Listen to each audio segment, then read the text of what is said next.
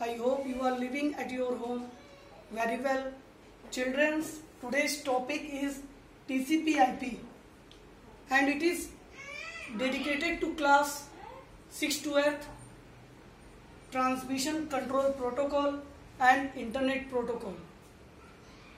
आज हम specially computer system में जो नेटवर्किंग हम यूज करते हैं, जिसके द्वारा हमारा इंटरनेट चलता है, उसके बारे में आज हम बात करेंगे।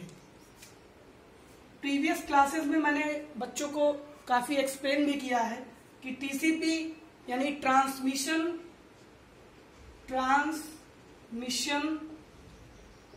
Control protocol. टीसीपी को हम लोग ट्रांसमिशन कंट्रोल प्रोटोकॉल बोलते हैं। Protocol means set of rules जिससे हमारा कंप्यूटर सिस्टम प्रॉपर वर्क करता है। एंड आईपी जिसको हम बोलते हैं इंटरनेट प्रोटोकॉल।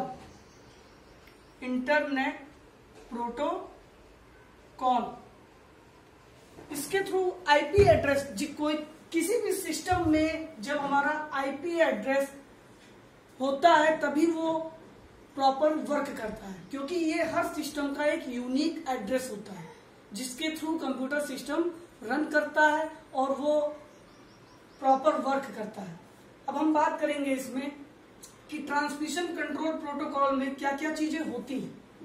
सबसे इंपॉर्टेंट टास्क जो हमारा होता है इसमें डीएनएस, हम जिसको कहते हैं डीएनएस, जिसको हम बोलते हैं domain name system. Domain name system के अंतर्गत जैसा कि हम लोग देखते हैं कि जब भी किसी वेबसाइट पे हम जाते हैं तो वहां पे हमें दो चीज मिलती है। अगर गवर्नमेंट की वेबसाइट है तो उस गवर्नमेंट की वेबसाइट में हम प्रॉपर .gov का यूज करते हैं। आप किसी भी एग्जाम्पल ले लीजिए, कोई भी गवर्नमेंट की साइट होगी तो उसमें .government आपको जरूर मिलेगा, पहली चीज। दूसरी चीज ये है कि अगर हम अपना कोई भी वर्क कमर्शियल करते हैं और उसके लिए वेबसाइट को क्रिएट करते हैं तो उसमें हम .com का प्रयोग करते हैं। .in हमारी प्रॉपर इंडिया को रिप्रेजेंट करती है। किसको रिप्रेजेंट करती है? India. This belongs to in which country you live. .in proper .government .com .in। और स्पेशली अगर हम किसी संस्था को रन कर रहे हैं, हम अपना कोचिंग चला रहे हैं, हम अपना स्कूल चला रहे हैं, उसमें प्रॉपर हम .edu का प्रयोग करते हैं, यानी .education का प्रयोग करते हैं। अब टीसीपी, डीएनएस और आईपी तीनों का वर्क प्रॉपर इंटरनेट के लिए ही होता है। ये चैप्टर मैंने पहले ही बोल दिया है, क्लास 6 to 8 है, जो कि इंटरनेट प्रोटोकॉल को रिप्रेजेंट करता है। इंटरनेट प्रोटोकॉल की बात अगर हम करें यहाँ पे तो स्पेशली कंप्यूटर सिस्टम में जो आपने देखा होगा, हम अपना आईपी एड्रेस जब चेक करते हैं तो उसमें हमको एक यूनिक एड्रेस मिलता है। लाइक फॉर दिस एग्जांपल 180.82 इस टाइप का एक नंबर रन करता है जिसको हम बोलते हैं आईपी एड्रेस। आईपी एड्रेस, इसके थ्रू हमारा सिस्टम प्रॉपर वर्क करता है।